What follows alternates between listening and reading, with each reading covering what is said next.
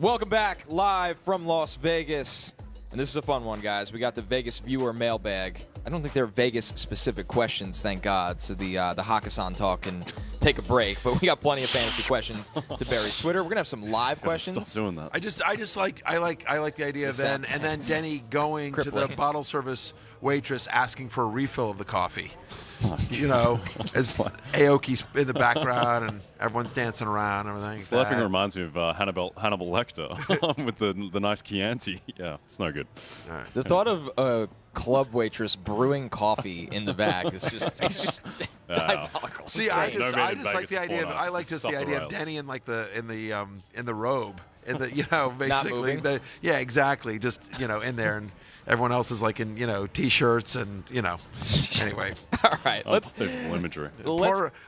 Poor Denny Carr. But I just want to say this one time. He didn't very deserve clear. this. We love Denny. We absolutely love Denny. He's a very good fantasy analyst. He does a great job for us at RotoWorld, and he's a good sport as well. His Waiver Wire show is always really fun. So anyway, we appreciate Denny here. We love Denny at the happy hour. His robe. All right, the first question here from Twitter. It was to you, Barry. Said, I play in a Guillotine League final this week. Oh, boy. Full PPR. I could start 4. Justin Jefferson, Devontae Adams, Jamar Chase, Stephon Diggs, and A.J. Brown. Who do I sit? Here's the great news. I don't think you can screw this one up. I mean, all these guys are top 7 plays, right? So Justin Jefferson, wide receiver 1. Jamar Chase versus Baltimore, wide receiver 2. Adams against Kansas City is my number 3.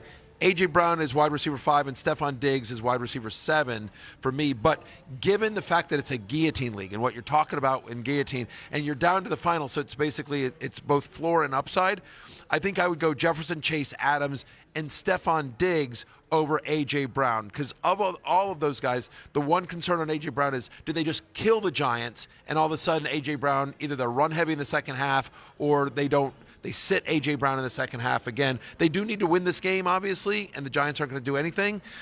So A.J. Brown could have 3 touchdowns by halftime. Like I said, you have 5 of my top 7 plays this week, but I think that's what I would probably do there. Yeah, I'm with you. I think if it was just regular fantasy, I'd probably be benching Stephon Diggs, which sounds ridiculous to say out loud. But against the Patriots, yeah. Yeah, against the Patriots. And Diggs just hasn't been the guy for the past 4 weeks or so. But I do think in terms of floor, he has a higher floor than A.J. Brown because, it just might be the Miles Sanders show and they're just running the ball. All right, our next question. So it just depends on, I think that's your decision is between Brown and Diggs. Our next question here from Twitter asked, how do you feel about Pacheco?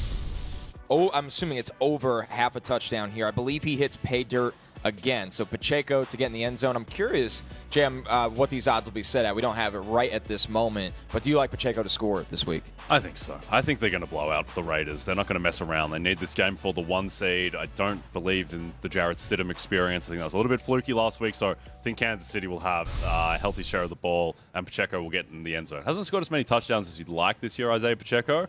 The great Jerick McKinnon has been taking them all, but I do think he will get in the end zone this week. And he still has 3 touchdowns in his last 6 games, right? Yep. And so, and scored last week against the Broncos. So I like, yes, in essence, I think Pacheco anytime touchdown is a reasonably good bet this week. Any other props that you like this week that are a little bit more, not the minus 180 scorer range? Yeah, I think Justin Jefferson is going to break this record. And I don't think we have odds on that at the moment, but I suspect the odds would be in the range of plus 500 or so.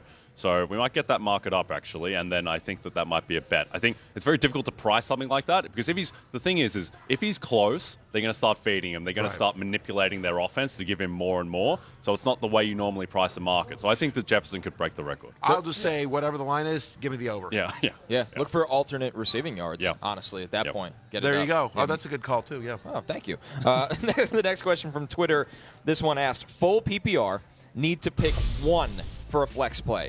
He's got Tyler Algier, obviously, Alan Lazard, and Isaiah Pacheco here. So just 1 out of these 3 here, Barry. This one was from the great Pablo Sanchez, by the way.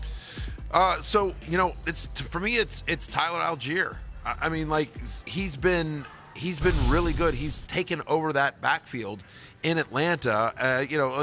We like Lazard against Detroit. That's a win or get in game as well. But just in terms of, volume of touches, we know Algier is going to get probably close to 20 touches in this game against Tampa Bay, a game that the Buccaneers might be resting a decent amount of starters.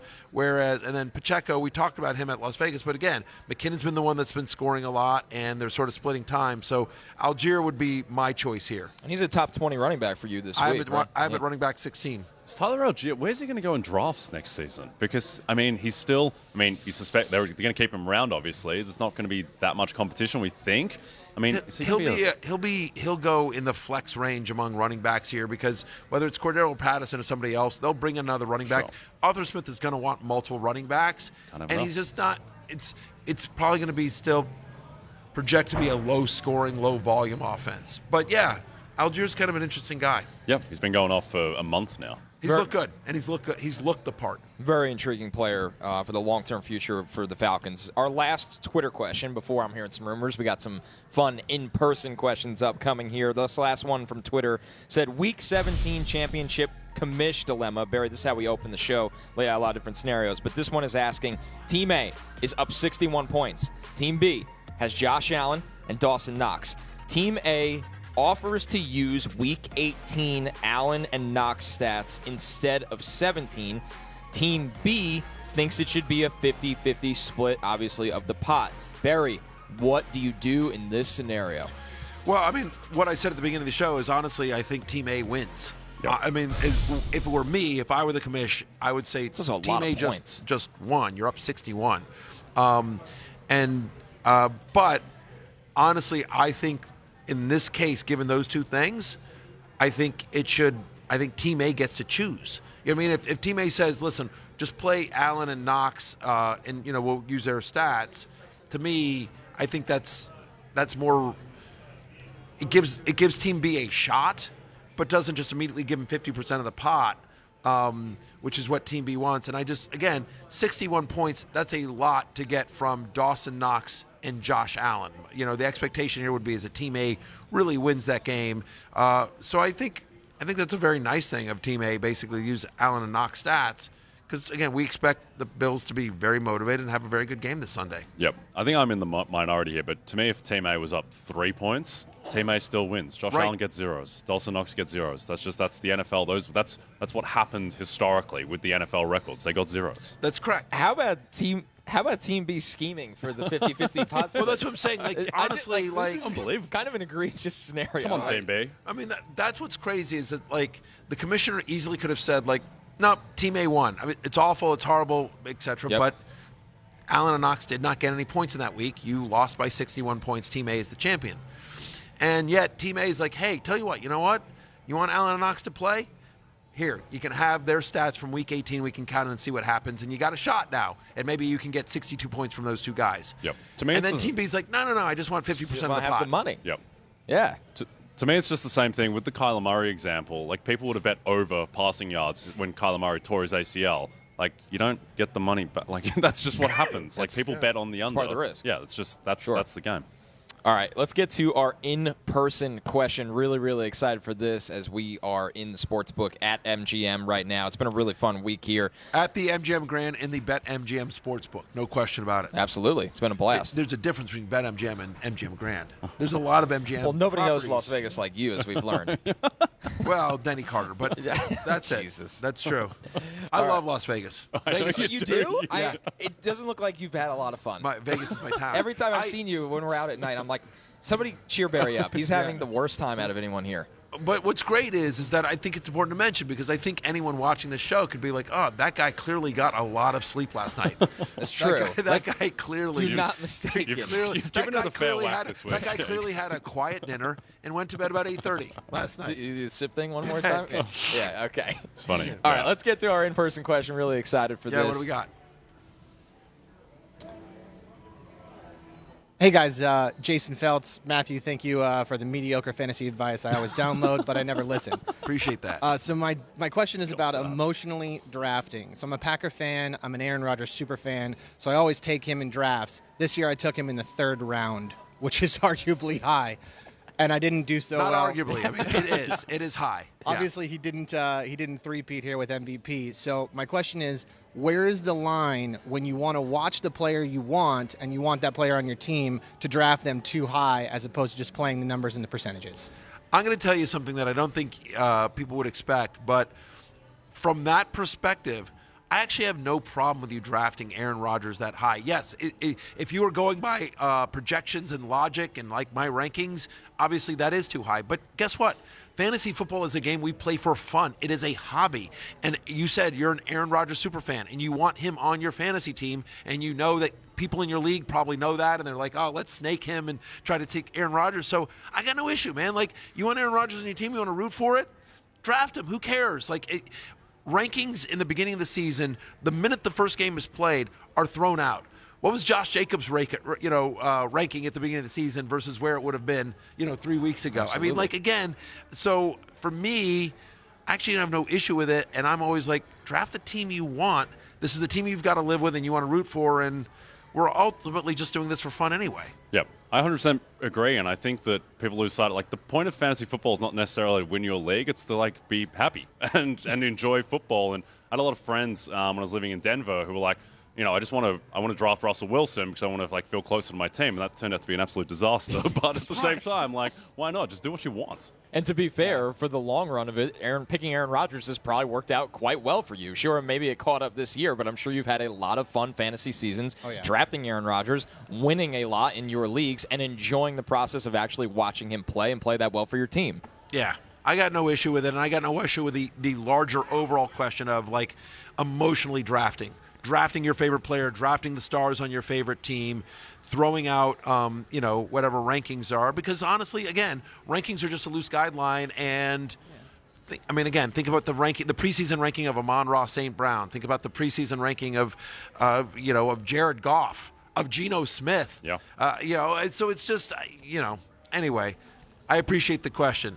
So I'm taking you off the hook for the Aaron Rodgers, pick. I mean, you've already been beat up. You've already had an awful season. So, As an Aaron Rodgers super fan, I have a question for you. Oh, shoot. Where is your confidence level right now for Sunday Night Football for Green Bay and maybe in the playoffs as well? They're taking it down. 100% they're taking it down. Last 2 or 3 years they've lost the NFC Championship but won 12, 13 games per year. This year they've sucked at parts in the regular season. They are going to eat it up this week through the playoffs, and I have them as an outside win for the Super Bowl. Well, you're here at the BetMGM Sportsbook. I would absolutely put some money down on that. You'll get pretty good odds for if you believe they run the table here. I will say, if you remember my friend and former colleague Bill Simmons, nobody believed in us. Aaron Rodgers and the Packers are like the ultimate nobody believed in us team this year. So. Yep. Well, I think we're rooting for you, and rooting for your happiness is what I would say. Rooting for your happiness. Love the question. Thanks so much for jumping on the Vegas Viewer mailbag, guys. Yeah, and thanks for coming down. Thank you, guys. Check out the show. Absolutely. Appreciate it. All right, speaking of Aaron Rodgers, Sunday night, it's the season finale as the Lions and the Packers battle for a playoff spot in a high-stakes NFC North showdown. Sunday, 7 Eastern on NBC and Peacock. With that, we're going to break. When we're back, it is time for the last call of our Las Vegas trip. We're looking at some long shots for the final week of the regular season. Hey, it's Matthew Berry from NBC Sports and Rotoworld.com. Just want to thank you so much for watching what you just watched, or at least being too lazy to click out of it after the autoplay just kept it going. So either way, thank you so much for just letting it scroll by your screen. And now I'd like to ask you respectfully, please subscribe to the NFL on NBC YouTube channel for the latest NFL news, fantasy headlines from Rotoworld, and betting analysis from NBC Sports Edge.